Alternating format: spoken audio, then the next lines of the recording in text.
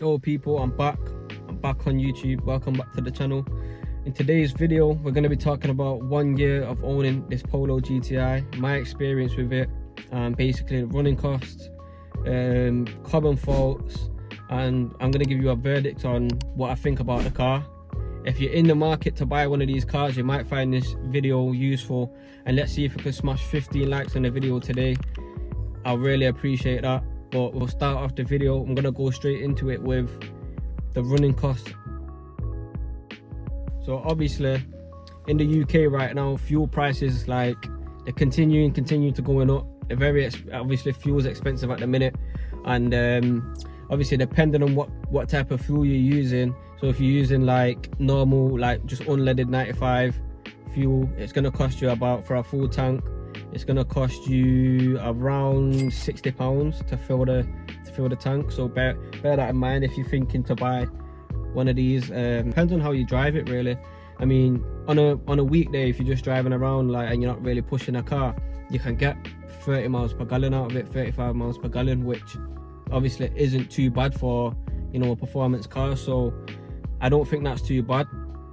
And if you are using like premium fuel, which obviously is going to cost a bit much, but I recommend using premium fuel in a car like this, because in the long run you want to do everything in your power in order to, you know, make the car last and also look after the car. So that's why I basically use Shell V-Power every single time when I'm filling up a car, and a full tank of V-Power will probably cost you about £68, £65 to be around about that price. So next thing, we're going to talk about insurance. So insurance obviously varies depending on your age, your area, your obviously how much no claims you've got, and you know, different factors like that. So obviously after going on to this is my 3rd year of driving now, so I thought I'd be getting something a little bit cheaper, which obviously at the minute I'm paying £1,200, which obviously is still quite expensive in the big scheme of things. But compared to my last car, which I had was a Corsa, the Corsa was actually costing me more, because I only had 2 years of driving experience under my belt, so maybe that's the reason why it's gone down. But insurance wise, I'm 25 years old, I'm paying £1,200. I've got 3 years no claims bonus, so that's how much it's going to cost for insurance. I'm hoping next year I go to renew my policy. I'm hoping that it's going to go down to around £700. I don't know if that's hopeful thinking or not, but obviously it is a lot of money, but you know what, I'm happy to pay that for now.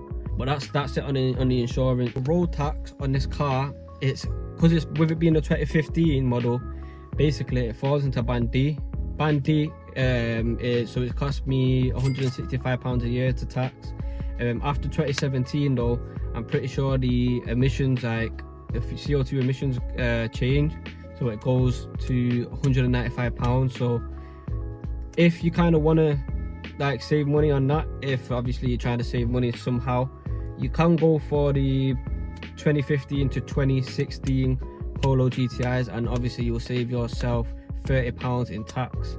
So £30 is a lot of money. It can go far a lot these days as well. So if you want to save yourself that, go for the 2015 or 2016, and obviously the tax will be £165 a year rather than being £195. So yeah, that'll be my recommendation if you want to go for it. I mean, there's no difference in the actual 2015 16 to the 17 models. They're all pretty much the same. You can get pretty much all of them with the same spec, so you're not missing out on anything if you're going for the older models. So we'll move on now to common issues. So one common issue with this car and all VAG Group cars are weak water pumps and thermostat housing. So my experience with it, in the first couple of months, I had an issue with water leaking. So took it to the garage, told them to have a look at it. I was still covered under like first buyer's warranty, because it was within 6 months of me buying a car, so I was still covered. I had one issue, which obviously it was a turbo that was leaking. So obviously this isn't a common fault, but this is a fault that I've had. The turbo was leaking, so there was a point in the turbo that had a crack in it. So the coolant was running through that, This is what I've been told by the garage. The coolant was running through that, and the coolant was basically coming out of the turbo. So I went onto the phone I was with RAC at the time. I think it was RAC. Yeah, it was RAC. I called them and they told me that it wouldn't be covered under warranty.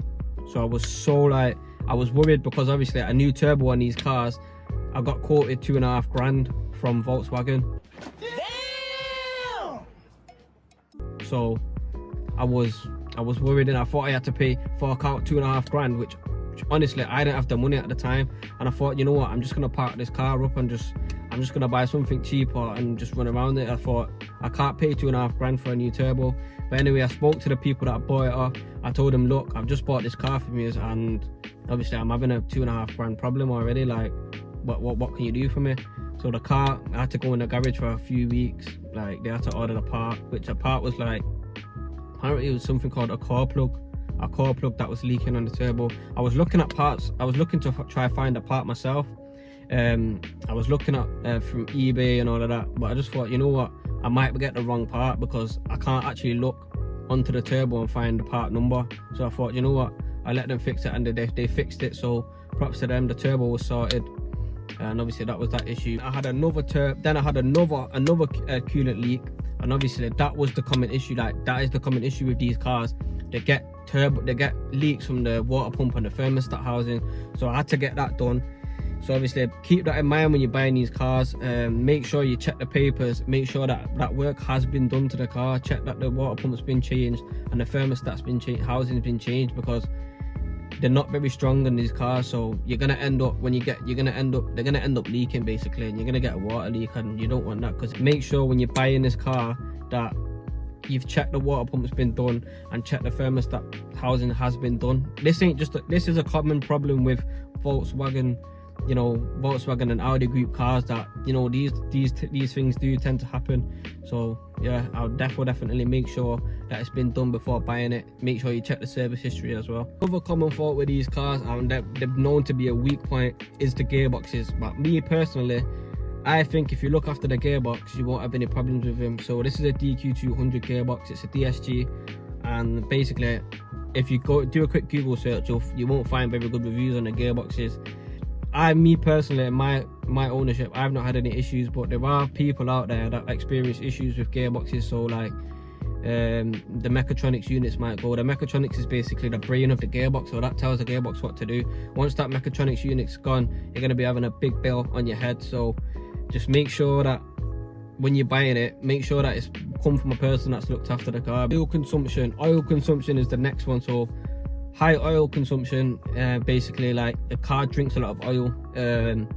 Like I said, there's another one. I've not had experience with this, but I do believe that once the cars get to about 100,000 miles, over 100,000 miles, that's when, you know, these problems can start happening. But up to now, touch wood, I've not. But just so you guys know that if you're buying a higher mileage one, look out for that. Make sure before you buy it, check the oil, check the oil level, check it if it's got enough oil in it, you know, if you're buying a higher mileage one. But me personally, I would stay away from a high mileage one of these cars, especially in DSG.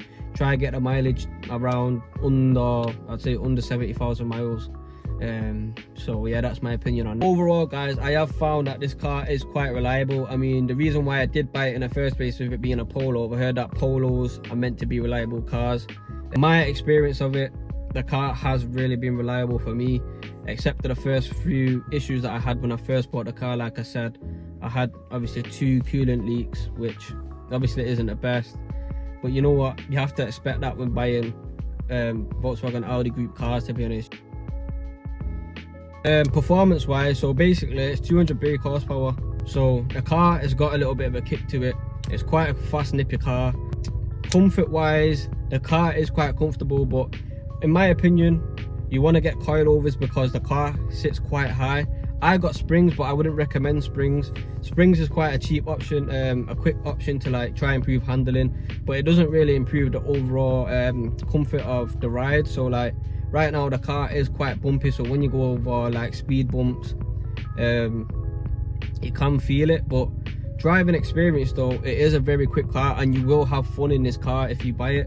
this is obviously the DSG one. The manual one, you can buy that one and still have fun. Manual is obviously more engaging, and a DSG and automatic is like, it's more convenience for city driving, which is mostly what I do, like obviously living in Manchester. But overall, my final verdict would be, I would definitely recommend, if you're in the market for something that's like good value for money, you're getting a good quality car.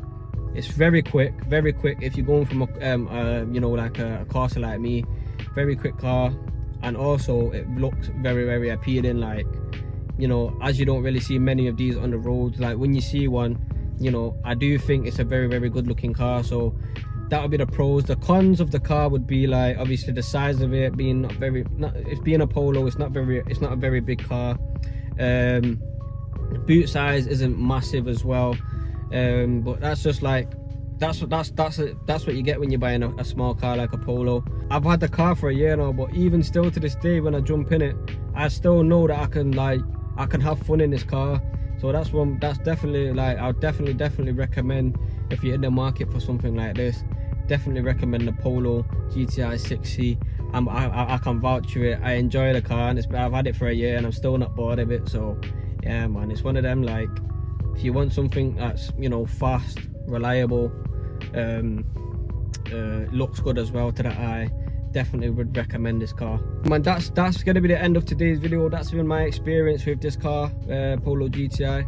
Hope it's helped you out if you're in the market of obviously looking to buy one, or you've got one. If you have got one, drop a comment down below. Let me know like what you think of the car, your opinions, because you know, I'm interested in, like, obviously what other people think of it. But definitely subscribe to the channel for more content like this, sorry. And yeah, I'll see you again in another video very soon.